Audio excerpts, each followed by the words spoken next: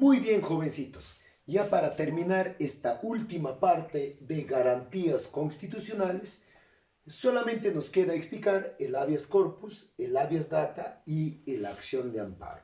¿Correcto? Entonces, también vamos a ver acá que tanto el habeas corpus, el data y el amparo vienen a ser pues aquellos mecanismos que defienden los derechos constitucionales como tal, ¿no? Directamente. Ahora, el caso del habeas corpus tiene un proceso constitucional de presentación en un 45%, ¿no? O sea, se presenta bastante, ¿no? Es el caso de habeas data, el cual solamente se presenta en un 5%. Y la acción de amparo o acción de amparo dentro de los mecanismos de defensa es el 50%, el cual se presenta en un proceso constitucional, ¿no? Es el más recurrente, por decirlo así. Ahora, en el caso de habeas corpus, y por ahí vamos a empezar, ¿qué es un habeas corpus? Antes de ir a ello, vamos a hacer una pequeña introducción. Por ejemplo, el habeas corpus está en latín, ¿no? Pero muchos pueden decir es de origen romano. No, en realidad es de origen inglés.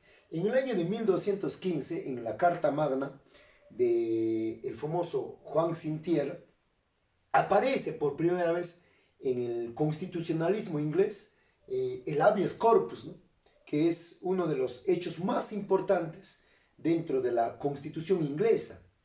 Ahora, ¿qué es el habeas corpus como tal? Como concepto en torno al término latín sería pues tener cuerpo, traer el cuerpo, ¿no? Eh, Ahora, el habeas corpus, cuando se presenta o en todo caso se implanta en el Perú. Ya desde el segundo militarismo, por ejemplo, desde el gobierno de Morales Bermúdez, ya se tenía presente el habeas corpus, pero va a ser en el gobierno de Nicolás de Piérola cuando se trata de establecer de manera formal, ¿no?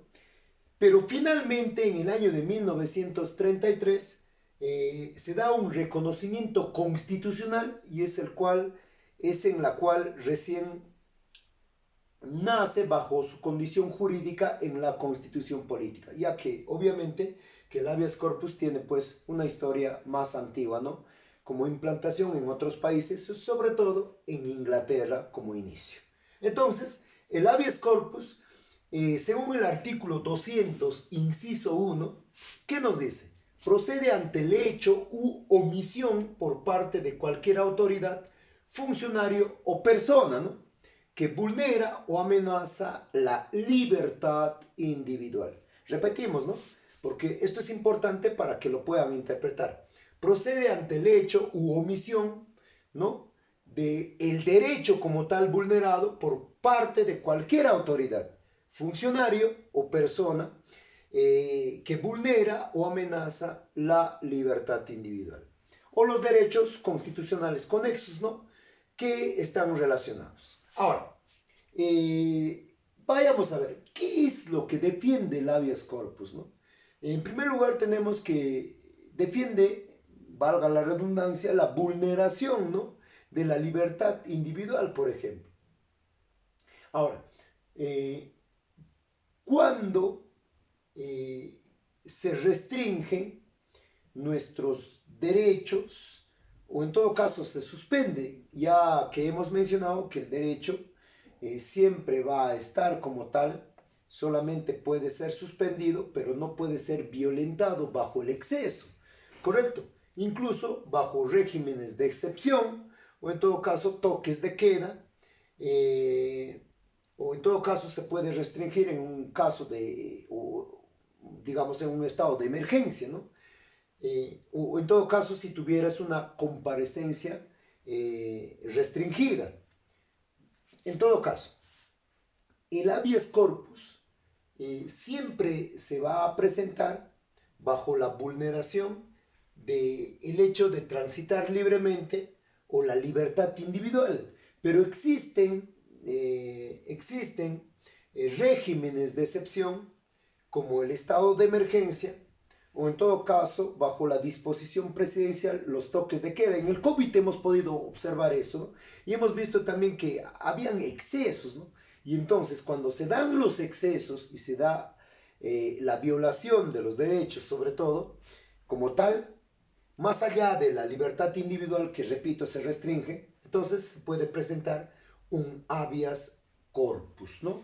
Por ejemplo, en este caso, podemos nosotros también ver que dentro de todos estos aspectos, el habeas corpus se presenta no ante un juez civil, sino ante un juez penal. Eso no te vayas a olvidar en el examen de admisión, por favor. No se presenta ante un juez civil, sino ante un juez penal.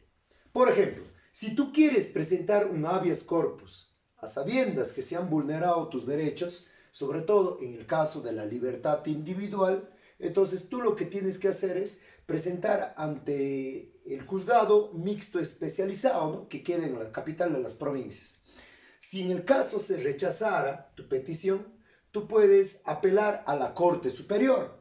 Y en la Corte Superior ya pues tú, ¿no?, apelas ahí, ven tu caso, pero si el caso también sigue denegando, o sea, digamos que no te han hecho caso, han omitido tus derechos, que han sido violentados, entonces, bajo un recurso de casación, tú puedes pedir a la Corte Suprema, ¿no?, que observe tu caso.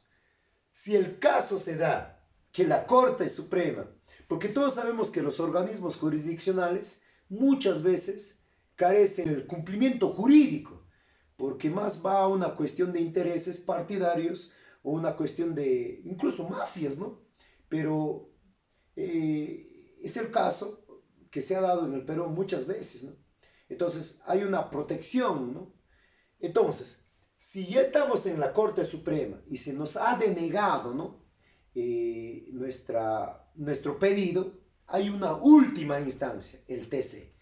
Presentar nuestra petición ante el Tribunal Constitucional. Ahora, ¿bajo qué argumento lo presenta? Bajo una situación de recurso de queja, ¿no? Entonces, si el TC te da la razón, entonces se anula todo lo que en la vía judicial había sido rechazada anteriormente, por X razones, obviamente. Entonces, por lo tanto, el habeas corpus se estaría procesando, ¿no? Si el caso fuera, o sea, si no se admitiera, el TC te da la contra, ¿no?, entre comillas, entonces todavía existe un último lugar. ¿Y cómo se llama ese último lugar? Se llama la Corte Internacional del Pacto de San José.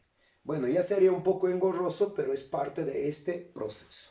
Muy bien, entonces, como hemos visto, la cuestión del habeas corpus va directamente a ver las cuestiones de libertad individual, ¿no? Por ejemplo, en el caso del secuestro, obviamente antes que te secuestren, existe, por ejemplo, la prevención, el habeas corpus de prevención, ¿no?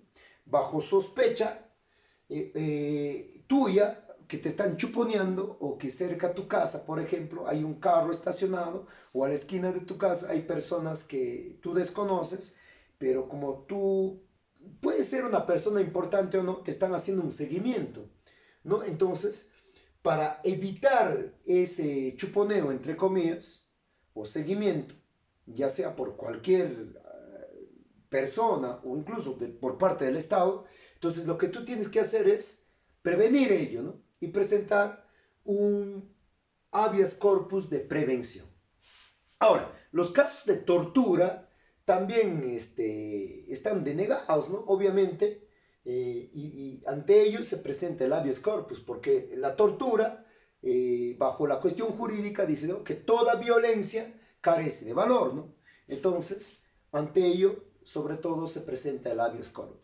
Muy bien, ahora, seguimos avanzando en la cuestión del habeas corpus, ¿no? Tenemos también el hecho de, y quizás uno de los hechos más importantes, ¿no?, el hecho de transitar libremente. El tránsito libre, como hace un momento habíamos hablado, ¿no?, se restringe, ¿no?, se restringe solo cuando se da un estado de emergencia, cuando se da un toque de queda, eh, bajo la prohibición, ¿no?, a circular libremente en las calles, ¿no? Eso se ha dado en el tiempo de COVID. Ahora, en el caso del tránsito libre, por ejemplo, podemos poner un ejemplo clarísimo que se da en Lima. En Lima todos sabemos, y en realidad es caso de todo el Perú, que la delincuencia ha aumentado, ¿no? La delincuencia ha aumentado, entonces muchos vecinos, incluso juntas vecinales, tienden a enrejar sus lugares, ¿no? O los lugares o los espacios donde viven, para evitar la delincuencia, los robos a mano armada, ¿no? Entonces, pero a la vez esto conllevaría a que se estaría vulnerando la libertad de tránsito, ¿no? Porque si tú, digamos, la policía o una ambulancia quisiera pasar para cortar camino o llegar a un hospital, entonces no podría pasar o tendría que todavía tener el permiso necesario para pasar por ese lugar que está enrejado o enjaulado, como si fuera un zoológico. En todo caso, ahí se estaría violando la libertad de tránsito. Ya, bueno, esto ya va a depender lo que digan los jueces, ¿no? No lo que opine el profesor. Ahora, entonces, eso es el caso de la cuestión de la libertad de tránsito, ¿no?, que no puede ser vulnerada por cualquier razón, ¿no? Esto se omite diariamente, ¿no? En el caso, por ejemplo, de que cuando te piden, por ejemplo, tu DNI, ¿no? Pero esto ya es un caso un poquito más amplio para explicar. Muy bien, entonces tendríamos también acá, detallando esto, para no dejarlo así vacío, ¿no?, las detenciones arbitrarias, ¿no? Al final estamos conllevando a un solo tema, ¿no? La vulneración a la libertad individual, el transitar libremente, y en todo caso la detención arbitraria. ¿Cuándo existe una detención arbitraria? Solamente puede haber bajo dos motivos, ¿no? Un delito flagrante, que te han agarrado con las manos en la masa, ¿no? Y otro es por orden judicial motivada, escrita, ¿no?, por escrito. Entonces, cuando tú estás detenido o y se habla de detención preliminar, por ejemplo, ¿no?, qué sé yo, por feminicida, acusado por robo de celular, por, qué sé yo, tu amigo de la esquina, por cuestión de droga, entonces, en la detención preliminar solamente puedes estar 48 horas, que dura el tiempo de investigación. Si el caso excede y sigues ahí, entonces presentas el habeas corpus. Ahora, en el caso de la organización criminal, o digamos, delitos un poco más complementarios, más colectivos, como por ejemplo terrorismo, puede ser también, ¿no?, espionaje, entre comillas, o por ejemplo el grupo de los injertos del norte, ¿no?, o los narcotraficantes, o el narcotráfico organizado, el caso de los malditos de la Pascana, ¿no? Entonces, cuando es en colectividad, entonces tú solamente puedes estar bajo investigación 15 días. Si exceden el plazo de la investigación y no han encontrado nada, pero pese a que no han encontrado delito alguno en dicha investigación y pasa los 15 días, tú puedes pedir un habeas corpus o presentar en todo caso el habeas corpus. Para hacer una síntesis de todo esto, vamos a decir lo siguiente, ¿no?, que el habeas corpus es un proceso constitucional recurrente en el 45%, ¿no?, solamente superado por la acción de amparo, que va al 50%, ¿no?, que es el proceso que más se presenta, ¿no? Ahora, el habeas corpus proviene del latín, ¿no?, que significa tener cuerpo o traigan el cuerpo, ¿no?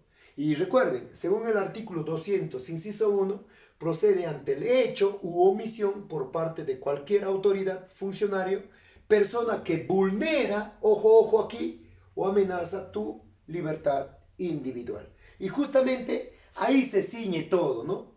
La vulneración a la libertad individual, al tránsito libre, quizás a la libertad física, al hecho a no ser secuestrado, la tortura y sobre todo a las detenciones arbitrarias.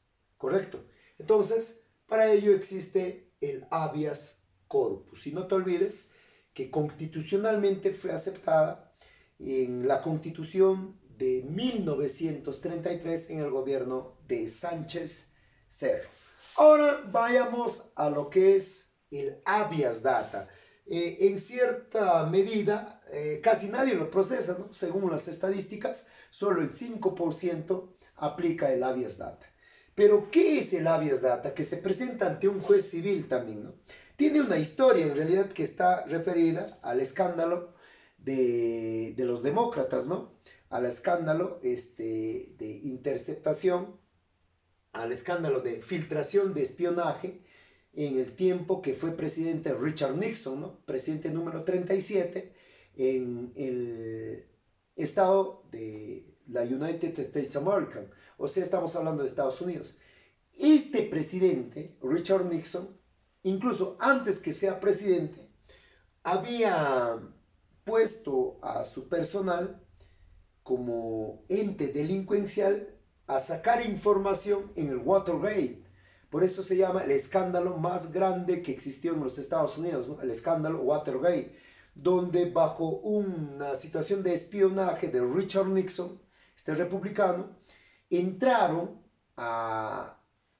primero a tratar de robar las cintas, videos y toda información acerca pues de los demócratas, ¿no? Caso que fue incluso duró un largo tiempo, ¿no? Pero al final, cuando cae Richard Nixon, incluso después de 2 años de ser presidente ya, ¿no? Elegido incluso, cuando dos periodistas siguen este proceso y encuentran de que existe una conversación, un diálogo entre Nixon y, digamos, gente allegada a su gobierno, y donde se hablaba de cómo pueden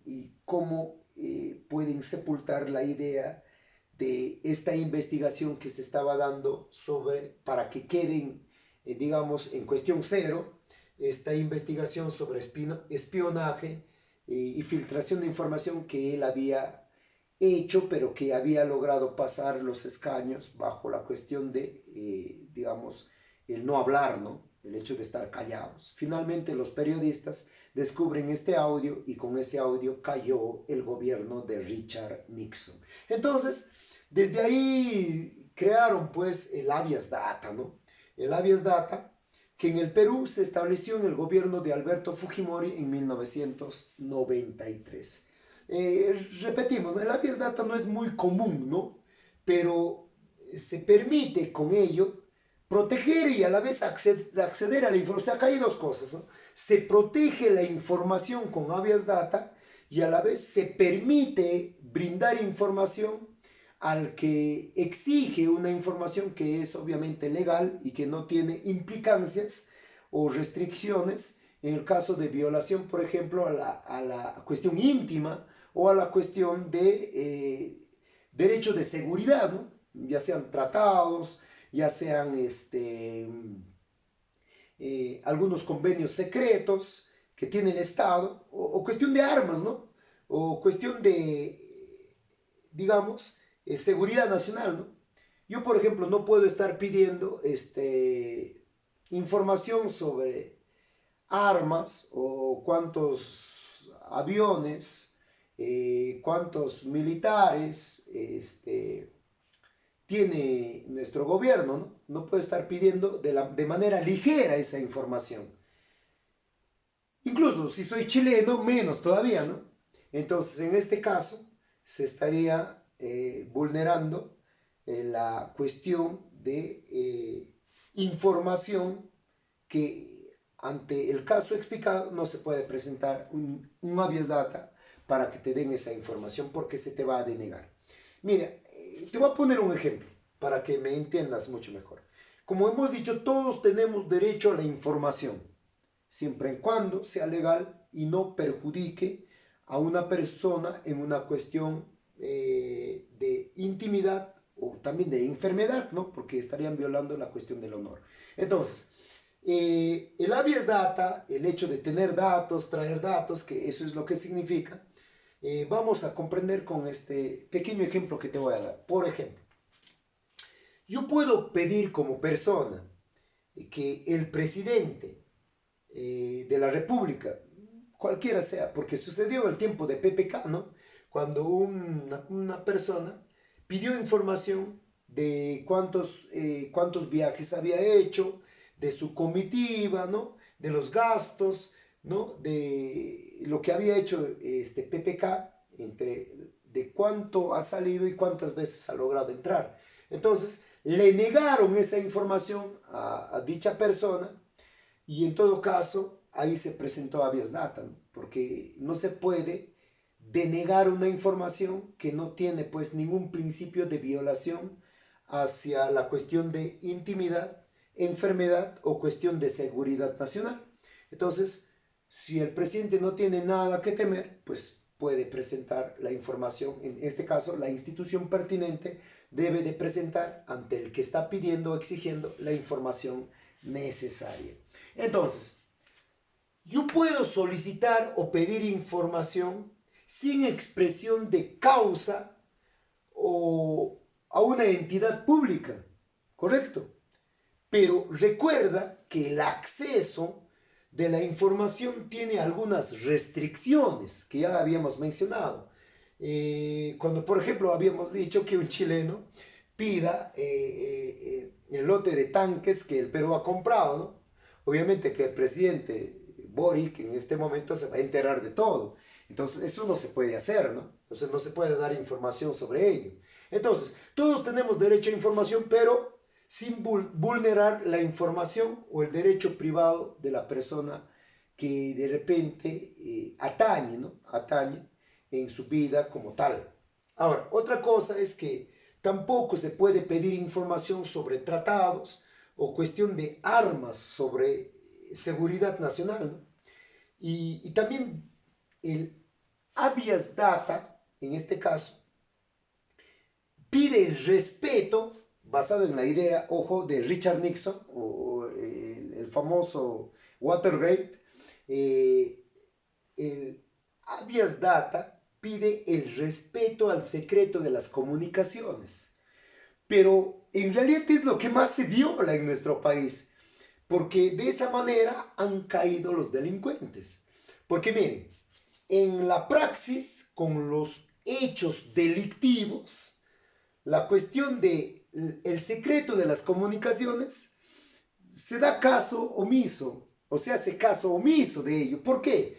Porque en la cuestión de, por ejemplo, de los cuellos blancos, ¿no? Que cayeron, fue toda una mafia judicial. El caso de los Vladivideos, cuando Fujimori, ¿no? En todo caso, Montesinos estaba entregando cierto dinero a un congresista, fue un delito flagrante. Entonces, no se presentó habeas data por la violación a esa situación de derecho a la comunicación o en todo caso a que el proceso como tal de información privada, ¿no? Sobre ese video se hizo caso omiso, se omitió. ¿Por qué? Porque había un delito que se estaba comprobando con ello. Por un lado, el delito de los cuellos blancos que sacaban pues delincuentes de la cárcel por dinero, y por el otro lado, la cuestión pues de los Vladivideos, ¿no? Que marcó un hito dentro de la historia del Perú, porque marcó a la vez, valga la redundancia, la renuncia de Alberto Fujimori. Muy bien. Entonces, finalmente, tenemos la acción de amparo, que no es lo mismo que decir amparo en acción. La acción de amparo, repetimos, hace un momento habíamos mencionado que es el proceso constitucional más recurrente, el 50% según las estadísticas es lo que la presenta. Pero, ¿qué es la acción de amparo? El amparo vela por los derechos patrimoniales, ¿no? Protege los derechos que no están pues considerados tanto en el habeas corpus y el habeas data. Entonces, por lo tanto, ¿qué es lo que ampara dicha acción como mecanismo de defensa? La propiedad, la herencia, la cuestión de la nacionalidad, la educación, el trabajo, la inviolabilidad de domicilio, el derecho a la conciencia, a la libertad de religión, ¿no? Entre otros casos, ¿no? Porque no estamos poniendo aquí todos los casos de defensa como tal. Y profesor, ¿cuándo se aplicó constitucionalmente la acción de amparo? En el año de 1979, ¿no? Cuando gobernaba un dictador en el Perú llamado Francisco Morales Bermúdez, ¿no? Pero la acción de amparo más es una cuestión regional americana, ¿no? Porque se forjó en el año de 1848 en la Constitución de Yucatán, ¿no? En México. Ahora, esta acción de amparo, como habíamos mencionado hace un momento, protege los derechos que no están considerados en el habeas corpus y el habeas data. En el caso de la herencia, donde se da el caso más digamos, cuantitativo, en el caso de la herencia, por ejemplo, si se está dando la herencia a una familia, ya sea a la madre, a sus hijos, pero en dicho proceso se presentan otros familiares u otros hijos que la familia directa no conocía. Entonces se puede en ese momento denegar la herencia a la otra familia que digamos en este caso el que ha fallecido desconocían, ¿no? Ese caso. Entonces se puede denegar, o sea, la familia principal, la familia directa por cuestión consanguínea, puede denegar la herencia hacia los nuevos personajes que se están presentando en el proceso de entrega de herencia. Entonces, para que no se vulnere dichos derechos de la otra familia, que también son familia del que ha fallecido, entonces se presenta la acción de amparo. Y en la acción de amparo, ya pues en un proceso como tal, la herencia será dictaminada de una forma igualitaria tanto a la familia directa como a la otra familia que está pidiendo la herencia como tal y que por ley el derecho le da, ¿no? Ahora, en la cuestión de nacionalidad, ¿cómo es en la cuestión de nacionalidad? Por ejemplo, no sé si ustedes conocen el caso del famoso Mario Harp, ¿no? Mario Harp es peruano y se casó con Corina Rivadeneira, si más tengo por entendido. En ese caso, ellos tienen que pasar 2 años de matrimonio como tal, 2 años de tortura, perdón, 2 años de matrimonio. Entonces, en este caso, tienen que pasar 2 años, pero ojo, no de convivencia, sino de matrimonio. Por lo tanto, la venezolana entonces gana la autoridad de nacionalidad, ¿no? Presentando una acción de amparo con 2 años de matrimonio, la extranjera, o cualquiera sea el caso, que se ha casado con un peruano como tal de suelo, entonces obtendrá la nacionalidad como tal. Ahora, en el caso de la educación, también pues obviamente dentro de ello se permite o se busca un ambiente adecuado, ¿no? Donde los niños pueden facilitar su aprendizaje. También en este caso, en cuestión de educación puedes presentar una acción de amparo por la cuestión de nombre, ¿no? Por ejemplo, tú te puedes llamar Mamani Quispicanchi, ¿no? Yendo a Lima y querer estudiar en uno de los colegios pues más emblemáticos en cuestión de dinero o cuestión de educación, ¿no? De calidad, que es por ejemplo el colegio Isaac Newton. Solamente estoy poniendo un ejemplo. Ojo, ¿qué pasa si le deniegan entrar al colegio a esta persona? Se estaría vulnerando su derecho a la educación como tal y por el hecho de discriminarlo, ¿no? Por el nombre y quizás por su cuestión racial. Y eso obviamente que totalmente está denegado en la Constitución. ¿Por qué? Porque es un acto de discriminación como tal, está violando los derechos fundamentales. Y en el caso de la educación, tendría que presentar por cuestión de nombre por esa discriminación o cuestión racial inclusive, una acción de amparo ante el colegio que está denegando el permiso o el acceso a esta persona. Ahora, también, por ejemplo, puede ser, esto sucede mucho en las universidades, ¿no? Sucede el caso de que un universitario había sido denunciado por un colega suyo ante las autoridades de que estaba él, digamos, fumando marihuana, ¿no? O estaba en todo caso ya con marihuana dentro del cuerpo, estaba en todo caso en un proceso de droga, ¿no? Entonces, ¿qué pasó? La universidad, bajo la rectoría, fueron muy severos y el alumno fue expulsado, ¿no?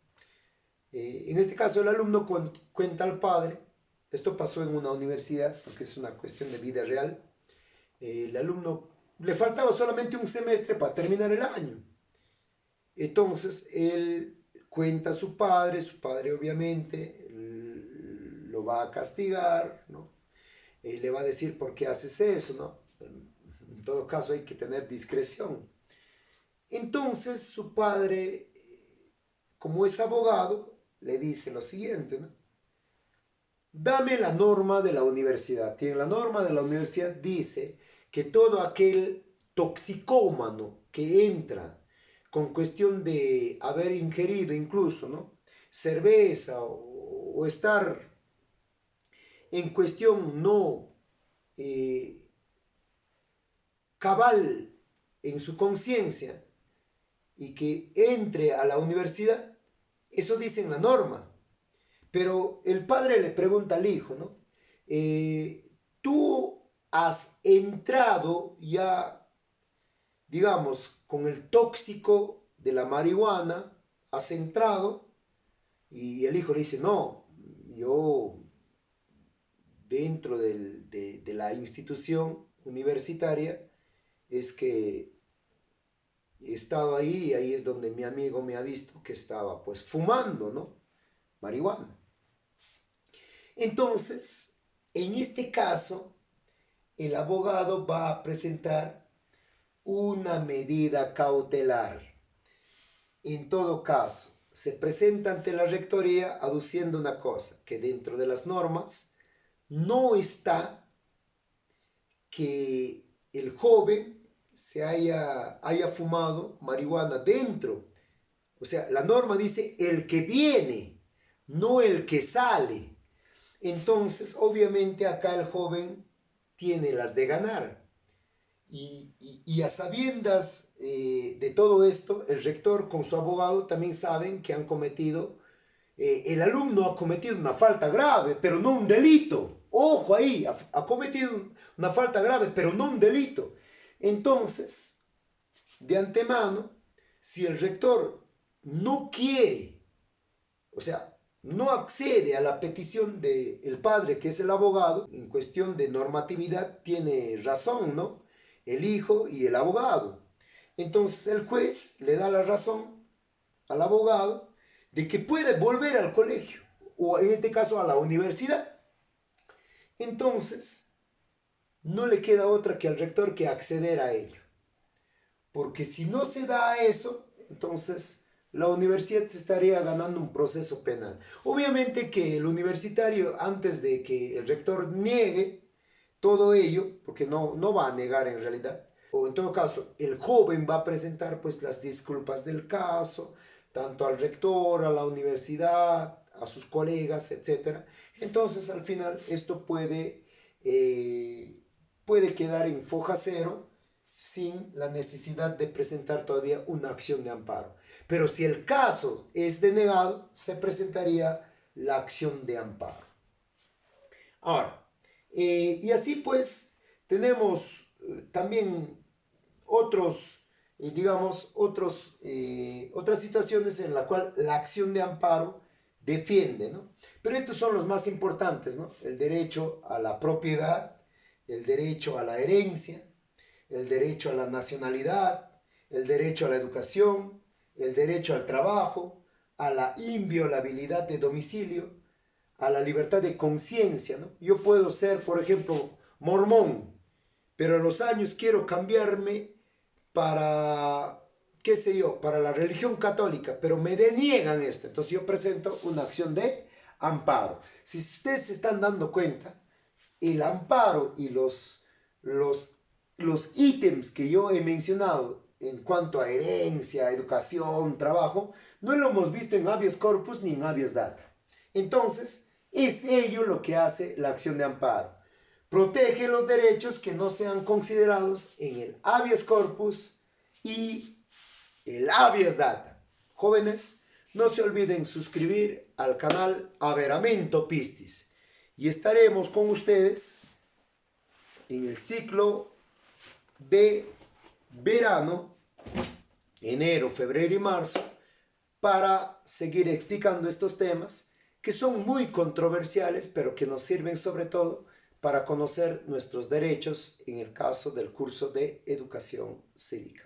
Nos vemos, muchachos, hasta otra oportunidad. Se despide el profesor Arnaldo Mejía Rojas, profesor de Historia, Geografía y Educación Cívica de la Academia Preuniversitaria John Nash.